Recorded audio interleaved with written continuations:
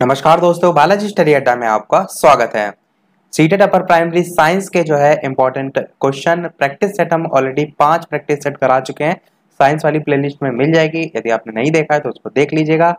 काफी लोगों ने कहा था कि प्रीवियस ईयर भी साइंस के करवा दीजिए, तो आज हम लेकर आए हैं सन 2018 का paper CTET upper primary science portion. कुल 30 प्रश्न आते हैं, उन सभी को हम देखेंगे। तो 61 से लेकर आगे के 30 प्रश्न हम देखेंगे। चलिए शुरू करते हैं। इधर साइड में इंग्लिश और हिंदी दोनों जो है आप जिसमें कंफर्टेबल हो उसमें आप उत्तर दे सकते हैं। तो प्रश्न नंबर 61 आपका कह रहा है कि संसार में पाए जाने वाले सबसे लंबे सर्प जो है वो इन चारों में से कौन से हैं? वाइपर, एनाकोंडा, बोआ या जालीदार अजगर। आपको बताना है कि इन चारों में से कौन सा सही होगा। लगभग 5 सेकंड का समय भी हम आपको देंगे ताकि आप जो प्रश्न है उसके विषय में सोच सकें। तो चलिए बात करते हैं उत्तर की कौन सा सही होगा। तो बिल्कुल आपका उत्तर नंबर 2 यानी कि एनाकोंडा जो है वो बिल्कुल सही हो जाएगा। संसार में जो पाए जाने वाले सबसे लंबे सर्प है उसकी जाति में आपका एनाकोंडा जो है वो आता है। इनकी औसत लंबाई आपकी 17 फीट जो है वो होती है, किंतु कुछ 30 फीट लंबे तक भी होते हैं। और एनाकोंडा जो है वो संसार का सबसे बड़ा के साथ साथ आप कह सकते हैं, लंबा इसमें पूछा गया परंतु लंबे के साथ साथ आप कह सकते हैं सबसे बड़े और भारी सर्प में भी जो है वो आते हैं। और इनमें विष यानी कि जहर जो है वो नहीं होता है और दक्षिणी अमेरिका में जो है ये पाए जाते हैं। देखते हैं अपना अगला प्रश्न। दूसरा इंग्लिश में भी यहाँ से साइड में प्रश्न साथ में पढ़ते चलिएगा। दूसरा प्रश्न कह रहा है कि विश्व भर में लोगों द्वारा योग किया जाता है क्योंकि यह एक आसान व्यायाम है, यह लोगों को स्वस्थ रखता है, यह भूख बढ़ाता है या खुशियां लाता है। इस प्रकार से 4 ऑप्शन है। Yoga is done by the people in the world because, और यहाँ पर 4 ऑप्शन दे रखे हैं, आपको छांटना है इन चारों में से कौन सा जो है वो सही होगा। तो चलिए बात कर लेते हैं उत्तर की। सिंपल सा क्वेश्चन है कि ये लोगों को स्वस्थ रखता है, ये आपका बिल्कुल सही हो जाएगा कि इट कीप्स पीपल हेल्दी। और शारीरिक स्वास्थ्य से ज्यादा संबंधित होता है, तो ये भी ध्यान रखिएगा योग। और एक प्रश्न ये भी पूछा जा सकता है कि योग जो है इसका आविष्कार कहाँ हुआ था, किस देश में हुआ था? तो आप ध्यान रखिएगा भारत में ही जो है इसका विकास हुआ था। प्राचीन भारत को लेकर आप कह सकते हैं। देखते हैं अपना अगला तीसरा प्रश्न यानी कि 63 नंबर कि चेचक के टीके का आविष्कार जो है किसके द्वारा किया गया था? रोनाल्ड रॉस के द्वारा, रॉबर्ट कोच के द्वारा, एडवर्ड जेनर के द्वारा या अलेक्जेंडर फ्लेमिंग के द्वारा। इस प्रकार से 4 ऑप्शन दे रखे हैं, आपको बताना है इन चारों में से कौन सा सही होगा। चेचक के टीके का आविष्कार, the vaccine for smallpox was discovered by.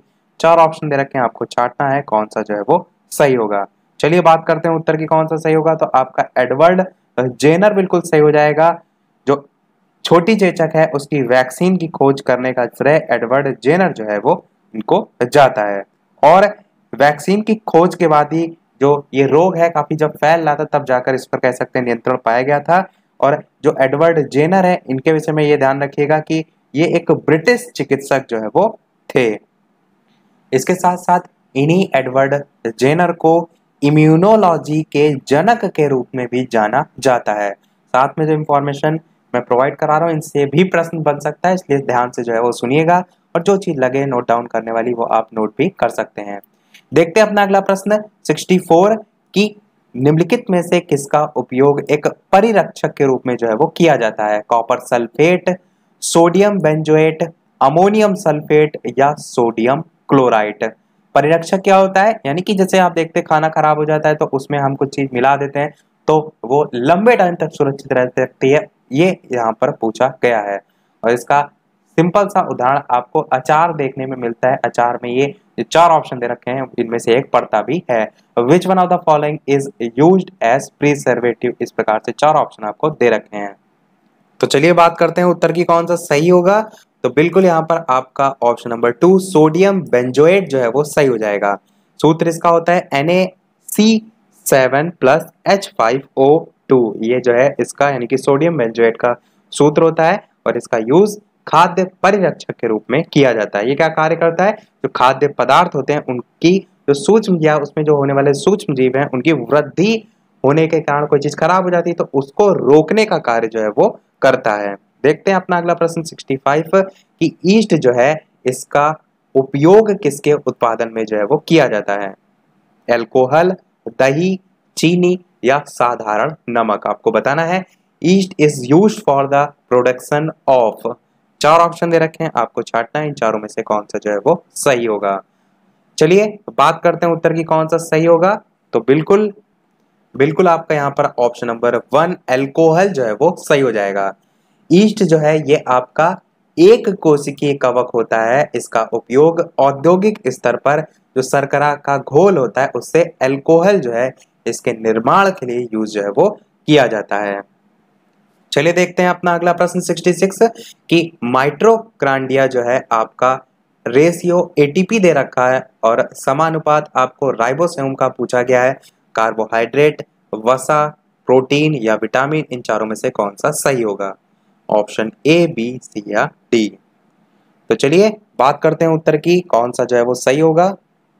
तो बिल्कुल आपका ऑप्शन नंबर 3 यानी कि प्रोटीन जो है वो बिल्कुल सही हो जाएगा। इंपॉर्टेंट क्वेश्चन है, ध्यान रखिएगा कि जो माइटोकॉन्ड्रिया है ये आपका जो एटीपी है वो संश्लेषण का स्थल होता है और ये दोहरी झिल्ली युक्त कोशिकांग होता है जहां कोशिकीय श्वसन जो है वो होता है और एटीपी के रूप में ऊर्जा जो है वो उत्पन्न होती है। और जो राइबोसोम की बात करें तो राइबोसोम जो है आपका जो प्रोटीन संश्लेषण है उसके स्थल के रूप में कार्य जो है वो करता है। तो ध्यान रखिएगा आपका प्रोटीन जो है वो सही हो जाएगा। देखते हैं चलिए अपना अगला प्रश्न 67 कि यदि एक सरल लोलक जो है उसकी आवृत्ति 2 हर्ट्ज दे रखी है तो ये 16 सेकंड में कितने दोलन पूरा करेगा। 8, 16, 32, 64, इस प्रकार से 4 ऑप्शन आपको दे रखे हैं। ऑप्शन ए, बी, सी या डी। इधर आप इंग्लिश में भी जो है वो प्रश्न पढ़ सकते हैं। यहाँ पर 4 ऑप्शन दे रखे हैं। चलिए बात करते हैं उत्तर की। तो यहाँ पर प्रश्न में क्या कह रहा है कि यदि एक सरल लोलक की आवृत्ति 2 हर्ट्ज है, 2 हर्ट्ज कहने का मतलब है कि 2 दोलन प्रति सेकंड दे रखा है यहाँ पर, यानी 1 सेकंड में 2 दोलन जो है वो करता है। प्रश्न में क्या कह रहा है तो ये 16 सेकंड में कितने दोलन पूरा करेगा, यानी कि जब 1 सेकंड में आपको 2 दोलन पता है तो 16 सेकंड निकालने के लिए 16 गुणे 2 कर देंगे तो आपका 32 ऑप्शन नंबर 3 जो है वो बिल्कुल सही हो जाएगा। चलिए देखते हैं अपना अगला प्रश्न 68 कि निम्नलिखित में से कौन सी धातु वायु में रखने पर जल जो है वो उठती है। Which one of the following metals Burns if kept in air. Sodium, magnesium, जस्ता यानी कि जिंक या एल्यूमिनियम। 4 ऑप्शन है, आपको बताना है इन चारों में से कौन सा जो है वो सही होगा। ऑप्शन ए, बी, सी या डी। चलिए बात कर लेते हैं उत्तर की कौन सा सही होगा। तो बिल्कुल आपका ऑप्शन नंबर 1 सोडियम यहाँ पर सही हो जाएगा। सोडियम जो है वो वायु, नमी और कार्बन डाइऑक्साइड जो है उसके प्रति क्रियाशीलता के कारण इसे केरोसिन में रखा जाता है ताकि क्या हो, ये वायु में रखने पर जो है वो जलने ना लगे, यानी कि बर्न ना होने लगे। तो ये भी ध्यान रखिएगा कि केरोसिन में रखा जाता है। क्यों? क्योंकि वायु में रखने पर जो है ये जल उठता है। तो सोडियम आपका बिल्कुल सही हो जाएगा। देखते हैं अपना अगला प्रश्न 69 कि मैग्नीशियम हाइड्रोक्साइड यानी कि MgOH का होल ट्वाइस, इसका उपयोग किसके रूप में जो है वो किया जाता है। ऑक्सीकारक, अपचायी कारक, प्रति अम्ल या किण्वन कारक। आपको बताना है magnesium hydroxide is used as. Option A, B, C या डी। इसके अलावा वीडियो पसंद आ रहा हो तो वीडियो को लाइक भी अवश्य कर दीजिएगा। आप ही लोगों के कहने पर मैं प्रीवियस ईयर लेकर आया हूं ताकि और भी आगे मैं आपको इसी प्रकार सेट कराता रहूं। तो वीडियो को लाइक और शेयर दोनों ही जो है अवश्य कर दीजिएगा। तो चलिए बात करते हैं उत्तर की कौन सा सही होगा। तो बिल्कुल आपका ऑप्शन नंबर 3 प्रति अम्ल जो है वो सही हो जाएगा। मैग्नीशियम जो हाइड्रोक्साइड आपका MgOH का ओल्टवाइज लिखा हुआ है, इसका उपयोग प्रति अम्ल के रूप में जो है वो किया जाता है। अपच जो होता है उसके दौरान पेट में उत्पन्न होने वाला जो अम्ल होता है उसकी अधिक मात्रा से हमें दर्द और जो जलन है वो महसूस होती है। तो इस समस्या के निराकरण के लिए जो आपका धात्विक हाइड्रोक्साइड है जिसे हम क्षार कहते हैं, जैसे कि यहाँ पर एक एग्जाम्पल उसी का है मैग्नीशियम हाइड्रोक्साइड, जिसमें आप OH देख पा रहे हैं, ये सभी आपके क्षार होते हैं। तो ये जो है क्या करते हैं, इनका हम यूज करते हैं और जिसे हम प्रति अम्ल जो है वो कहते हैं। तो ये प्रति अम्ल क्या करते हैं, अम्ल की मात्रा को पेट में उदासीन कर देते हैं। तो ये इनकी प्रक्रिया होती है। तो चलिए देखते हैं अपना अगला प्रश्न 70 कि निम्नलिखित में से कौन सी गैस जो है वो पॉप की ध्वनि के साथ जलती है। Which one of the sound gases Burns with pop sound. Oxygen, hydrogen, nitrogen dioxide या सल्फर डाइऑक्साइड। ये सभी जो रिएक्शन प्रैक्टिकल आप करते हैं केमिस्ट्री लैब में, वहां से डायरेक्ट प्रश्न जो है वो पूछा गया है। ऑप्शन ए, बी, सी या डी। तो चलिए बात करते हैं उत्तर की कौन सा सही होगा। तो बिल्कुल यहाँ पर आपका ऑप्शन नंबर 2 हाइड्रोजन जो है वो सही हो जाएगा। हाइड्रोजन गैस जो है वो वायु से अभिक्रिया या कह सकते हैं ऑक्सीजन के साथ मिलकर जो है वो अभिक्रिया करती है और दो गैसों के विस्फोट से जो पॉप ध्वनि प्रश्न में लिखा हुआ है, पॉप की ध्वनि जो है उसके साथ उत्पन्न होती है। ये जो घटना होती है वो केवल और केवल हाइड्रोजन के साथ ही जो है वो होती है। देखते हैं अपना अगला प्रश्न 71 की निम्नलिखित में से कौन सा या से संपर्क बल का या के उदाहरण है। Which of the following is are examples of non-contact force? गुरुत्वाकर्षण बल, पेशीय बल, चुंबकीय बल या एक और दो दोनों। यहाँ पर जो असंपर्क बल लिखा है ये क्या होता है, तो वह बल जिसके संपर्क में ही आए बिना ही वस्तुएं बल का अनुभव करती हैं वे आपकी असंपर्क बल के अंतर्गत आती हैं। बात करते हैं उत्तर की कौन सा सही होगा। तो बिल्कुल यहाँ पर आपका ऑप्शन नंबर 1 गुरुत्वाकर्षण बल जो है वो बिल्कुल सही हो जाएगा। इसमें गुरुत्वाकर्षण बल के अलावा आपका असंपर्क बल में नाभिकीय बल भी आता है, विद्युत चुंबकीय बल भी आता है। यहाँ पर देखिए ऑप्शन 3 में चुंबकीय बल लिखा है परंतु विद्युत चुंबकीय बल भी इसी में आता है। चलिए देखते हैं अपना अगला प्रश्न 72 कि मधुमेह रोग किस हार्मोन द्वारा नियंत्रित होता है। Diabetes is controlled by which hormone, thyroxine, adrenal, insulin या थाइमोसिन। इस प्रकार से 4 ऑप्शन दे रखे हैं, आपको बताना है इन चारों में से कौन सा सही होगा।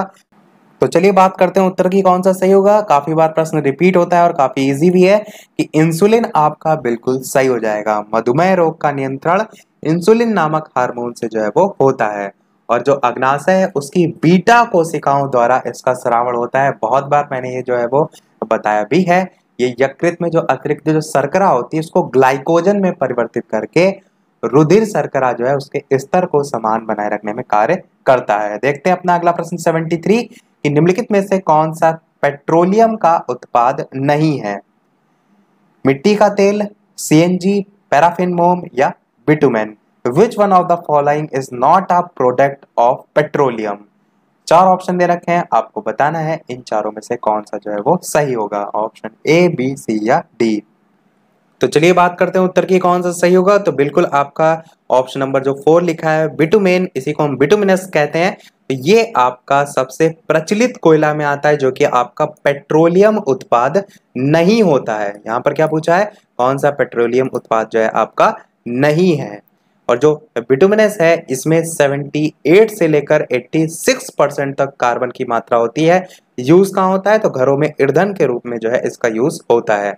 प्राप्त कैसे होता है, तो कह सकते हैं लाखों वर्षों तक ईंधन के या जो उच्च दाब होता है और ताप होता है उसमें वनस्पतियां या ये सारी चीजें दबी रहती हैं जमीन के नीचे, तो वो धीरे धीरे परिवर्तित होता है और उसी से हमें जो बिटुमिनस है ये कोयला जो है वो प्राप्त होता है। ये आपका पेट्रोलियम उत्पाद के अंतर्गत जो है आपका नहीं आता है। और ये भी ध्यान एक चीज रखिएगा, यहाँ पर ऑप्शन 2 में लिखा है सीएनजी, तो ये आपका मीथेन और एथेन का मिश्रण होता है, ये भी आपसे पूछा जाता है। तो मिट्टी का तेल, सीएनजी, पैराफिन मोम ये सभी आपके जो पेट्रोलियम उत्पाद है उसमें आते हैं। और यहाँ पर केरोसिन नहीं लिखा है, वो भी आपका पेट्रोलियम के उत्पाद में ही जो है वो आता है। देखते हैं अपना अगला प्रश्न 74 की रेड डाटा बुक किसका रिकॉर्ड रखती है। संकटापन्न प्रजातियों, विलुप्त प्रजातियां, वनस्पति या पशु वर्ग। 4 ऑप्शन दे रखे हैं, आपको बताना है इन चारों में से कौन सा सही होगा। रेड डाटा बुक किसका जो है वो रिकॉर्ड रखती है। बात करते हैं उत्तर की, तो आपका ऑप्शन नंबर ए बिल्कुल सही हो जाएगा, यानी कि संकटापन्न प्रजातियां ये आपका बिल्कुल सही हो जाएगा। इसमें वे प्रजातियां आती हैं जहां पर कह सकते हैं तो पृथ्वी के आवास पर बहुत कम संख्या में कह सकते हैं पाई जाती हैं जो या विलुप्त होने का खतरा है, दूसरे भाषा में आप ये भी कह सकते हैं। अगला प्रश्न देखते हैं 75 कि जूते के सोल असमतल जो है वो क्यों किए जाते हैं। Why are the soles of the shoes threaded? जूते को और मजबूती देने के लिए, जड़त्व घटाने के लिए, जड़त्व बढ़ाने के लिए या जूते का जीवन बढ़ाने के लिए। तो 4 ऑप्शन है, आपको बताना है कि जूते के सोल असमतल जो है वो क्यों किए जाते हैं। चलिए बात करते हैं उत्तर की कौन सा सही होगा। तो बिल्कुल आपका ऑप्शन नंबर 3 सही हो जाएगा, यानी कि जड़त्व बढ़ाने के लिए। जड़त्व बढ़ाने के लिए क्यों, कह सकते हैं कि सोल के जब आप असमतल तल होगा तो उससे धरातल और जो जूते होते हैं उसके बीच जो घर्षण है वो बढ़ जाता है। जिसके कारण क्या होता है, तो जिसके कारण जो चिकनी सतह है उस पर बिना फिसले आसानी से जो है वो चल सकते हैं। तो यही रीजन होता है आपका जूतों के जो सोल होते हैं वो असमतल होते हैं।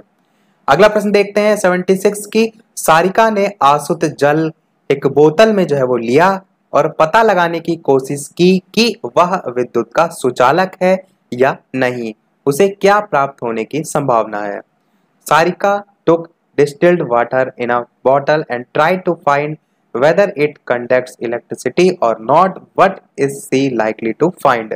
यह विद्युत का सुचालक है या एक विद्युत रोधी है या विद्युत का कमजोर चालक है या उपरोक्त में से कोई नहीं। तो आपको बताना है इन चारों में से कौन सा जो है वो सही होगा। तो चलिए बात करते हैं उत्तर की कौन सा सही होगा। तो बिल्कुल यहाँ पर आपका ऑप्शन नंबर जो 3 वाला है, यह विद्युत का कमजोर चालक है, ये जो है वो सही हो जाएगा। किसी भी द्रव की यदि चालकता की बात की जाए तो ये आपका उसमें उपस्थित जो आयन होते हैं उसकी मात्रा पर जो है वो निर्भर करता है, और आयनों की मात्रा के साथ साथ जो उस द्रव की विद्युत चालकता है वो भी बढ़ती जाती है।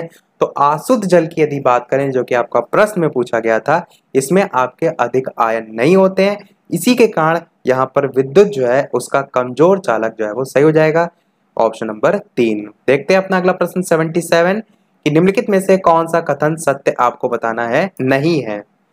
कि किसी विद्युत परिपथ में सुरक्षित प्रवाहित होने के लिए विद्युत धारा की न्यूनतम सीमा है, किसी विद्युत परिपथ में सुरक्षित प्रवाहित होने के लिए विद्युत धारा की अधिकतम सीमा है, सभी भवनों के विद्युत परिपथ में फ्यूज लगाए जाते हैं, या यदि परिपथ में उपयुक्त फ्यूज लगाया जाए तो सुरक्षित सीमा से अधिक विद्युत धारा होने पर यह उड़ जाएगा। तो आपको बताना है इन चारों में से कौन सा जो है वो सही होगा, ऑप्शन ए, बी, सी या डी।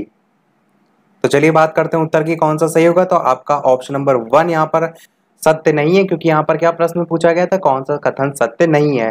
तो किसी विद्युत परिपथ में सुरक्षित प्रवाहित होने के लिए विद्युत धारा की न्यूनतम सीमा नहीं होती है, आपकी अधिकतम सीमा होती है। उससे ज्यादा यदि उसमें विद्युत प्रवाहित होगी तो उसका जो फ्यूज है वो उड़ जाएगा। यह आप अपने घरों में दैनिक जीवन में देखते भी हैं। तो आपका ऑप्शन 1 सही हो जाएगा, जो कि सत्य नहीं है।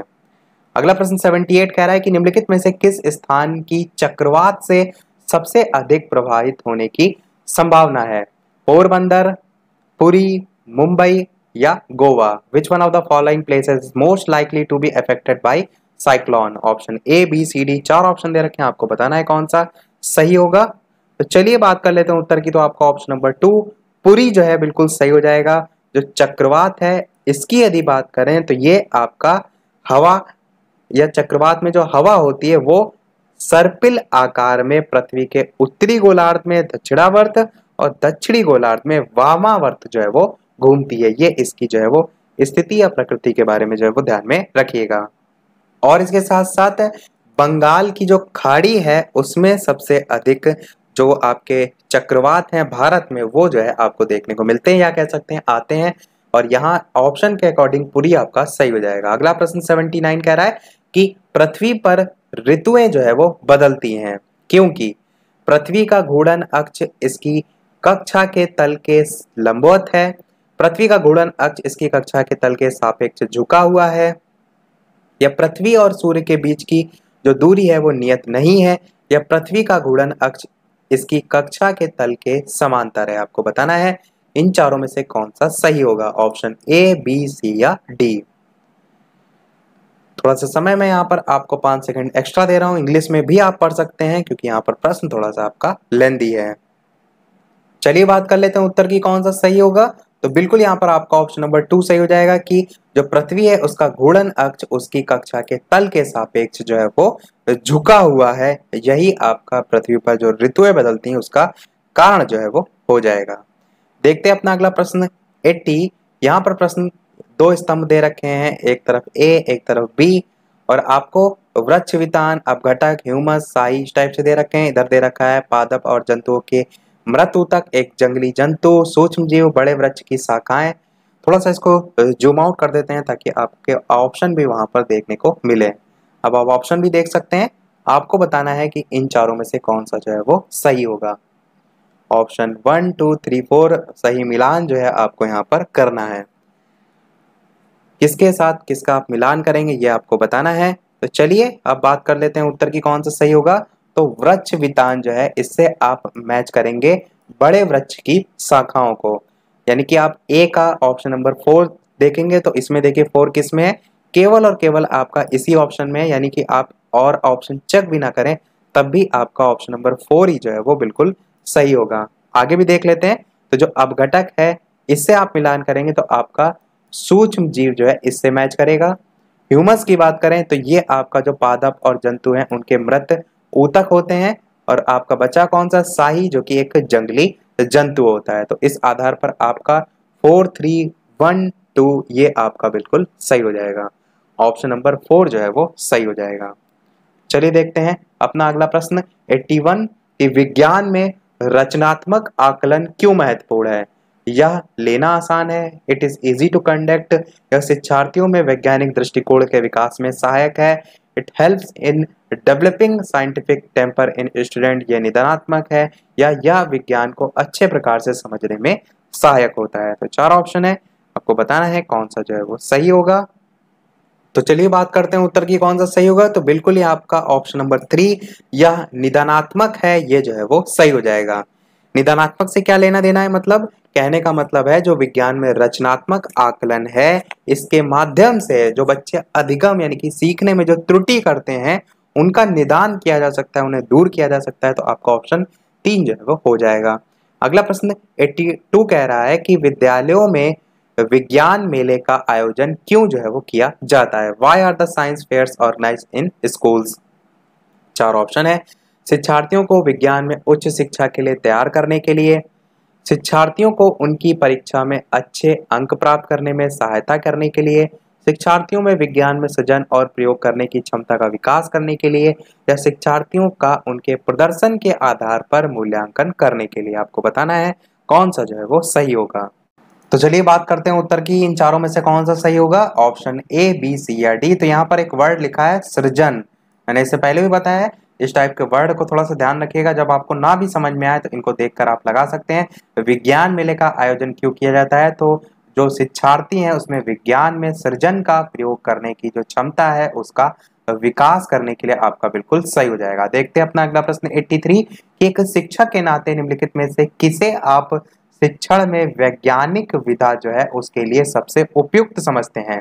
शिक्षार्थी जो है उनको कक्षा में अवधारणाओं को स्पष्ट करना, अवधारणाओं के शिक्षण हेतु तकनीकी का प्रयोग दिखाना, शिक्षार्थी जो है उनको परियोजनाएं देना, या अवधारणाओं से संबंधित जो गतिविधियां हैं उनको शिक्षार्थियों से जो है वो कराना। इधर इंग्लिश में भी आप पढ़ सकते हैं, as a teacher which one of the following do you find most appropriate for scientific approach to teaching. आपको बताना इन चारों में से कौन सा जो है वो सही होगा। तो चलिए बात करते हैं उत्तर की कौन सा सही होगा। तो आपका अवधारणाओं के शिक्षण हेतु तकनीक का प्रयोग दिखाना, ये आपका जो शिक्षण उसमें वैज्ञानिक विधा के लिए जो है वो सबसे उपयुक्त हो जाएगा। देखते हैं अपना अगला प्रश्न है, एनसीएफ 2005 के अनुसार अच्छी विज्ञान शिक्षा जीवन के प्रति सत्य होती। बहुत ही अच्छा कथन लिखा हुआ है, इसका क्या अर्थ है ये पूछा गया है। विज्ञान बालक को कार्य की दुनिया में प्रवेश हेतु तैयार करे, विज्ञान बालक को अर्थपूर्ण ढंग से व्यस्त जो है वो करने में सक्षम हो, या विज्ञान बालक को वैज्ञानिक ज्ञान अर्जित करने की जो प्रक्रियाएं हैं उसको सीखने लायक बनाए, या विज्ञान आसान जीवन व्यतीत करने में सहायक हो। तो 4 ऑप्शन है, आपको बताना है कि according to NCF 2005 good science education is true to life, what does this mean. Option A, B, C या डी। तो चलिए बात कर लेते हैं उत्तर की। तो बिल्कुल यहाँ पर आपका ऑप्शन नंबर 1 सही हो जाएगा कि विज्ञान बालक को कार्य की दुनिया में प्रवेश हेतु तैयार करे, यानी कि जो भी चीजें वो सीख रहा है कहीं ना कहीं वो अपने दैनिक जीवन में यूज कर सके, यही आपका अच्छी विज्ञान शिक्षा जीवन के प्रति सत्य होती, ये आपका इसका अर्थ एनसीएफ के अकॉर्डिंग हो जाएगा। अगला प्रश्न 85 कह रहा है कि निम्नलिखित में से कौन सा वैज्ञानिक दृष्टिकोण का गुण नहीं है। नहीं यहाँ पर पूछा गया, इस चीज का ध्यान रखिएगा। खुला मस्तिष्क, अधिक सीखने की उत्सुकता, समस्याओं के प्रति व्यवहार में वस्तुनिष्ठता, या कठिन कार्य। कुल 30 प्रश्न आते हैं, 60 से हमने यानी कि 61 से स्टार्ट किया था, कुल 90 तक हम प्रश्न जो है वो देखेंगे, यानी कि आपके अभी 5 प्रश्न इसके बाद और रह गए हैं। वीडियो अभी तक आपने लाइक ना किया हो तो एक लाइक आपका बनता है, इतनी सारी इंफॉर्मेशन, इतने सारे पेपर के अच्छे अच्छे क्वेश्चन पर। वीडियो पसंद आ रहा हो तो लाइक अवश्य कीजिएगा, और आपके जो भी साइंस के साथ में जो अपर प्राइमरी का पेपर देंगे उन सभी के साथ वीडियो शेयर भी अवश्य कीजिएगा। चैनल पर नया आए हो तो सब्सक्राइब भी अवश्य कीजिएगा ताकि आगे भी वीडियो आपको मिलते रहें। तो चलिए अब बात कर लेते हैं उत्तर की। तो यहाँ पर आपको स्पष्ट दिख रहा है कौन सा गुण नहीं है। तो कठिन कार्य आपका कैसे भला कोई गुण हो सकता है। खुला मस्तिष्क भी गुण होता है। ओपन माइंडनेस आप देख सकते हैं इधर। अधिक सीखने की उत्सुकता भी आपका होता है। समस्याओं के प्रति व्यवहार में वस्तुनिष्ठता ये भी आपका होता है। ऑप्शन 4 आपका सही हो जाएगा। अगला प्रश्न 86 कह रहा है कि हरी कक्षा 6 के जो शिक्षार्थी हैं उनको घूर्णन गति पढ़ाना चाहता है। निम्नलिखित में से कौन सी सबसे अच्छी विधा होगी। दो चीजें यहाँ पर ध्यान रखिए। सबसे पहले टॉपिक, दूसरा क्लास, और यहाँ पर क्या पूछा गया है। तो कौन सी सबसे अच्छी विधा होगी। चर्चा, डिस्कशन, गतिविधि आधारित शिक्षण यानी कि एक्टिविटी बेस्ड टीचिंग, उदाहरण देना यानी कि गिविंग एग्जांपल्स, या प्रदर्शन यानी कि डिमॉन्स्ट्रेशन। आपको बताना है इन चारों में से कौन सा जो है वो सही होगा। ऑप्शन ए, बी, सी या डी। तो चलिए बात करते हैं उत्तर की। तो बिल्कुल यहाँ पर आपको स्पष्ट समझ में आ रहा है कि गतिविधि आधारित जो शिक्षण होता है, एक्टिविटी बेस्ड टीचिंग होती है, ये आपका अधिक प्रभावी होता है। तो यही आपका बिल्कुल सही हो जाएगा। चर्चा, उदाहरण देना, प्रदर्शन इतना नहीं सही है। उदाहरण देना आपका कहीं ना कहीं कुछ अच्छा है जब आप शिक्षण सूत्र की बात करते हैं, परंतु यहाँ पर जो पूछा गया है घूर्णन गति पढ़ाना, उसके संबंध में गतिविधि आपका ज्यादा जरूरी है। 87 प्रश्न कह रहा है कि निम्नलिखित में से कौन सा विज्ञान अधिगम का एक महत्वपूर्ण उद्देश्य है। विज्ञान का ज्ञान अर्जित करना, विज्ञान की जो विषय वस्तु है उसकी जानकारी एकत्रित करना, अध्ययन जो करता है उनमें ईमानदारी, अखंडता और सहयोग जो है उनके मूल्यों की प्राप्ति, या अपने जो सहपाठी हैं उनको विज्ञान का ज्ञान अर्जित करने में सहायता प्रदान करना, या जो है वो सहायता करना है। इंग्लिश में भी आप पढ़ सकते हैं which one of the following is an important aim of learning science, और आपको बताना है कि कौन सा जो है वो बिल्कुल सही होगा। तो चलिए बात करते हैं उत्तर की कौन सा सही होगा। तो आपका ऑप्शन नंबर 3 बिल्कुल सही हो जाएगा। यानी कि जो अध्ययन करता है उनमें ईमानदारी, अखंडता और जो सहयोग है उसके मूल्यों की प्राप्ति। इसके साथ साथ जो छात्र हैं उनमें पाठ के प्रति रुचि जागृत हो, जो अमूर्त पदार्थ हैं उनका मूर्त रूप देना, ये सभी आपके विज्ञान अधिगम जो है इसके महत्वपूर्ण उद्देश्य में जो है वो आते हैं। यहाँ पर चौथा वाला पॉइंट लिखा है अपने सहपाठियों को विज्ञान का ज्ञान अर्जित करने में सहायता प्रदान करना। सहायता प्रदान करना एक अच्छा यहाँ पर पॉइंट है, परंतु विज्ञान अधिगम का उद्देश्य नहीं है, इसलिए आपका ऑप्शन 4 यहाँ पर नहीं होगा। अगला प्रश्न 88 कह रहा है कि विज्ञान के मूल्यांकन में सतत और समग्र जो मूल्यांकन है उसका क्या अर्थ है। अंतिम और रचनात्मक मूल्यांकन, या अधिक आवर्ती जांच और परीक्षा, या अधिगम के आकलन हेतु सामान्य गतिविधियां और अभ्यास, या विज्ञान के सभी पहलुओं का मूल्यांकन। तो आपके पास 4 ऑप्शन है, आपको बताना है कौन सा सही होगा। चलिए बात करते हैं उत्तर की। तो सतत और समग्र मूल्यांकन का अर्थ है अधिगम के मूल्यांकन हेतु जो सामान्य गतिविधियां हैं और अभ्यास, क्योंकि आप साइंस में सबसे ज्यादा प्रैक्टिकल बेस्ड चीजें सीखते हैं, इसीलिए आपका यही सतत और समग्र मूल्यांकन के अंतर्गत आ जाता है। देखते हैं अपना अगला प्रश्न 89 की निम्नलिखित में से कौन सा समस्या समाधान विधि का एक चरण जो है वो नहीं है। स्थिति की कल्पना करना, समाधान का प्रयास करना, निष्कर्ष निकालना, या अवलोकन। इंग्लिश में भी आप देख सकते हैं which one of the following is not a step of problem solving approach, और 4 ऑप्शन दे रखे हैं, आपको बताना है कौन सा जो है वो सही होगा। चलिए बात करते हैं उत्तर की। तो आपका अवलोकन यानी कि ऑब्जर्वेशन जो है वो बिल्कुल सही हो जाएगा। क्यों? क्योंकि आपका प्रश्न में पूछा गया समस्या समाधान विधि का कौन सा चरण नहीं है। तो अवलोकन आपका एक सामान्य क्रिया में आता है, इसलिए ये आपका नहीं होगा। स्थिति की कल्पना करना, समस्या का प्रयास करना, निष्कर्ष निकालना, ये सभी आपके जो है इसमें आ जाएंगे। तो आपका ऑप्शन 4 जो है वो सही हो जाएगा। चलिए देख लेते हैं अपना और अगला लास्ट प्रश्न देखने से पहले, जैसा कि सभी वीडियो में हम आपसे एक नया प्रश्न पूछते हैं। आपका प्रश्न 87 नंबर, ये आपका इस वीडियो के लिए प्रश्न है कि अमृता कोई विद्युत परिपथ व्यवस्थित करने का प्रयास जो है वो कर रही है। ये जो प्रश्न मैं यहाँ पर आपको दिखा रहा हूँ ये आपका सीटेट के पेपर 2 में जुलाई 2019 में जो पेपर हुआ था वहां से प्रश्न मैं पूछ रहा हूँ।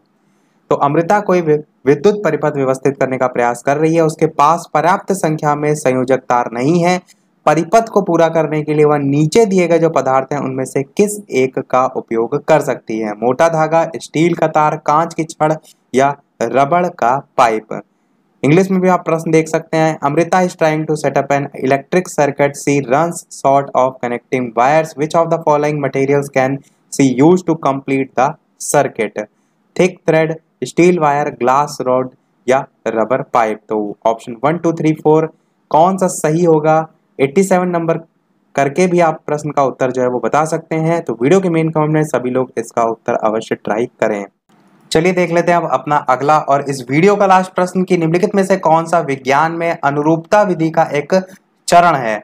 समानताओं का चित्रण, अमूर्तता का प्रस्तुतिकरण, अवधारणाओं को एक दूसरे से जोड़ना या उपयोग। इस प्रकार से 4 ऑप्शन है, आपको बताना है कि which one of the following is a step of analogy strategy in science. Option A, B, C या डी। तो चलिए बात कर लेते हैं उत्तर की कौन सा सही होगा। बिल्कुल आपका ऑप्शन नंबर 1 समानताओं का चित्रण यानी कि मैप सिमिलैरिटीज आपका बिल्कुल जो है वो सही हो जाएगा। तो ये आपका अनुरूपता जो विधि है इसके एक चरण के अंतर्गत जो है वो आता है। तो इसी के साथ हमारे यहाँ आज का पार्ट समाप्त होता है। टोटल आपके 30 में से कितने प्रश्न सही रहे अपना स्कोर वीडियो के मेन कमेंट में अवश्य बताइएगा, और जो मैंने प्रश्न पूछा है उसका भी जो उत्तर है वो वीडियो के मेन कमेंट में अवश्य बताइएगा। तो इसी के साथ हमारा ये आज का वीडियो समाप्त होता है। वीडियो पसंद आया हो तो लाइक अवश्य कीजिएगा, नए हैं चैनल पर तो सब्सक्राइब जरूर कीजिएगा। चलिए मिलते हैं अगले वीडियो में नए टॉपिक के साथ, तब तक के लिए नमस्कार। Thank you for watching.